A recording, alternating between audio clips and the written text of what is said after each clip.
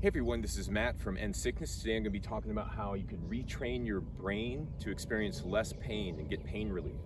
First, we're going to be discussing how pain is an interpretation by the brain. I'll talk about how there's a story that people typically attach to the pain when they have it, and that dictates the severity of the pain. Talk about how healing depends upon that story and the expectations of recovery. I'll also discuss how fear, danger, attention to the pain increase the amount of pain. I'll talk about how to handle pain and symptoms, different strategies, mechanisms. I'll talk about deep breathing and meditation, sending energy through your body to be able to reduce the inflammation and reaffirming that everything is safe in your body and getting better. We'll talk about affirming safety, having proper expectations, having faith, all these things you can go to in the time when you are triggered and experiencing that pain in that moment. And we'll talk about how joyful activities can rid you of the pain, because joy is the opposite of the pain. And I'll give you some ideas, on what to do.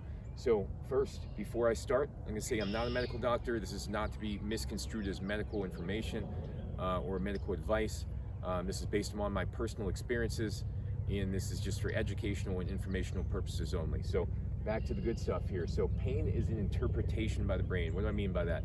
So they found in studies actually that pain is interpreted by the individual, and they're the person that dictates if something feels painful or pleasant, right? So for example, one person may get burned and go, oh my God, it hurts. Another person may get burned and say, oh, that feels good, right? Your brain's interpretation of what this thing is going to feel like is what dictates what it feels like. I know that that's very hard to swallow and it's a difficult concept to be able to believe in, but you've shown it in studies over and over again. Let me give you an example of whenever you get a shot and you get your blood drawn, right? If you're staring at it, you're like, oh, right, watching it, oh, it's gonna hurt, okay. It hurts worse than if you look away and you don't realize if it's even coming, right? And you focus on something you enjoy, like a song you like or something, right?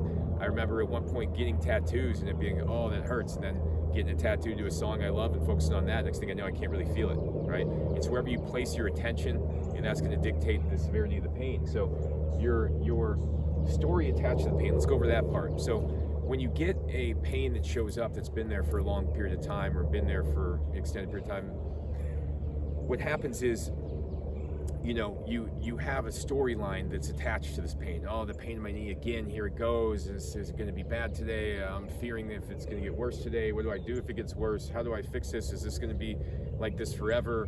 Should I do something to try to fix it right now, etc., right? There's a storyline of fear and concern and danger when you experience this symptom, right? So what you have to do is you have to be able to change the story when the symptom pops up, right? For example, I used to have lower back pain and it would show up and I would go and it would just linger for a couple of years, and I'd say, oh, there's another sign again that I'm not better as soon as it would show up. And eventually I realized, okay, it's showing up less and less, so it's just a matter of time until it gets away, until it's gone. In this belief, this reframing the story attached to the pain, that's what helped the pain go away.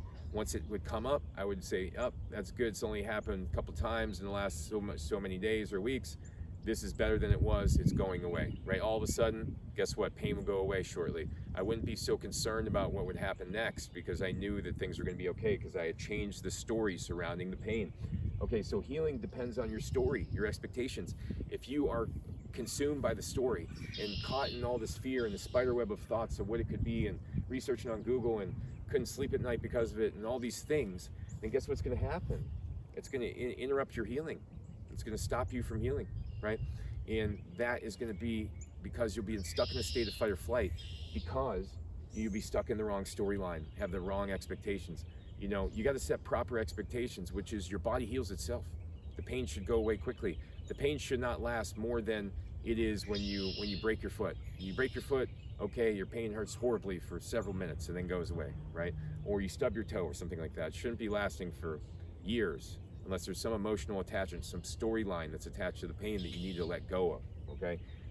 And we'll talk about how next. I'll talk about fear, danger, attention. All these things increase the severity of the pain. If you have a pain and you keep paying attention to it and looking at it and saying, oh man, it's there, and oh, it's worse, and the more you pay attention to it, the worse it gets, right? And your attention to it simply makes it grow. If you pay attention to an exercise and pay attention to your pain when you're when you're looking at it and when you're doing something else, you're watching TV. You don't realize you're paying a lot of time when you're watching TV, right? But when you're staring at it saying, how's my pain? I hope my pain gets better, isn't bad today, whatever, then all of a sudden your pain intensifies, it worsens as you stare at it for 2-3 minutes straight, right? So fear, when you have fear of other things in your life, they intensify your perception of danger or threat in your environment. This makes your pain worse. If you could be fully relaxed and not feeling threatened and feeling safe in your environment, there wouldn't be pain present, right? Because whenever pain would come up, you would just go, no big deal, that's just my brain perceiving danger. That's just this pain that that is getting better, and I'm not concerned about it. You know, we'll talk about, you know, how to handle pain now, okay? So you have to have this attitude of indifference with the pain. When the pain comes up, you gotta have a storyline in place that protects you. You know it's getting better, you know it's nothing to be concerned about, and you dismiss it. It's this attitude of indifference with the pain. If you buy into the pain and think, oh, this pain means something else is gonna happen, this is getting worse, you know, I'm gonna be controlled by this pain all my life, I don't know what to do about it, all that, then the pain's gonna intensify because you're focusing on what? The pain, right? You gotta focus on something else that brings you joy, as we'll talk about in the bottom. Something else that just isn't the pain. It could be drawing, it could be watching TV, it could be anything except for the pain. Your attention to the pain makes it grow, as we talked about earlier. So you want to, when you have symptoms, if it's not specific pain, but there's symptoms that pop up, you want to be able to reaffirm to yourself that things are getting better, that you're making all the best decisions you can. If you have questions as to what these decisions should be, go to my website, endsickness.org, watch my videos. I go over all the different things you need to do to overcome these chronic inflammatory conditions. But you definitely need to make sure that you're handling it in the proper way when you have these. Otherwise, when these pains kick in and you feed into an improper story, it just makes everything worse. When the pain kicks in, that's your opportunity to take advantage and change the storyline. So deep breathing, meditation, that's a really good way to be able to reduce pain. You got to get the brain out of fight or flight to be able to reduce the exaggerated pain response, right? Best way to do this is slow, deep breathing. Watch my videos on slow, deep breathing and how to do this. It's just a gentle, slow, deep breath through the nose, in and out, over and over again for 25 minutes. You keep going, you keep making the breath as slow as possible, put on some healing frequencies even. Watch my videos more about how to do that. But deep breathing and meditation, those things can calm the autonomic nervous system, which will dictate the severity of the pain. When your nervous system is jacked up and you're in a state of fight or flight, guess what? The pain is much more intense, okay?